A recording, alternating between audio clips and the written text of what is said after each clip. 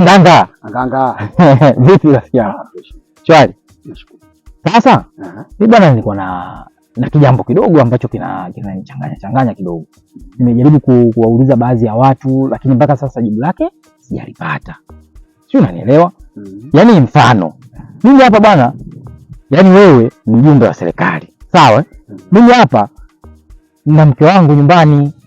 Mimi raia wako, nimerudi nyumbani nimemkuta mke wangu ana kisirani. Sijui tatizo ni nini, najaribu kumuuliza tatizo lako nini, ananijibu maneno ya chiki ya kipumbavu. Nikamtia mangumi. Nikamfukuza mbali, nikamwambia pole yako mbali, nenda utakokujua. Kwa hiyo kaondoka usiku ule wa saa 8 za usiku. Sasa kila nilivyojaribu kuwaomba watu ushauri wananiambia, "Oh, mimi nimefanya makosa." Sasa wewe kama mjumbe wewe unasemaje? Makosa. Samia kwa sababu nini? Makosa na hapa ulipokuja. Huyo uliomfananisha. Kabisa. Mimi nikwambie tu kwamba hili swala bwana wewe umelikosea. Yaani kilichotakiwa Nganga. Wewe shemeji ndio nyumbani. Sio swala la kumfukuza usiku na kumpiga, hilo ni kosa. Sasa nimetoka kwako kwa misingi ipi? Ndio salama kwako. Mimi ndio mjumbe wa serikali. Sio maana mimi ni mjumbe wa serikali. Na ni kweli kama mfano wako ni kweli ndio unichukulie mimi ndio mjumbe wa serikali. Wewe ulitakiwa mkeo umlete kwangu. Yaani mpango mimi nimlete kwako wewe. Ndio mjumbe wa serikali. Kwani aliyosema mjumbe wa serikali wewe? Sasa kwa nini usingemleta kwangu?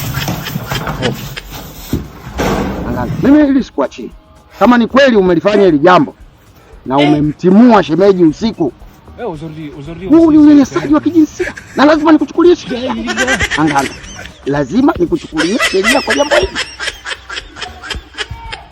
Sasa mpaka unichukulie sheria maana yake unataka unishtaki? Unamfukuzaje mwanamke usiku?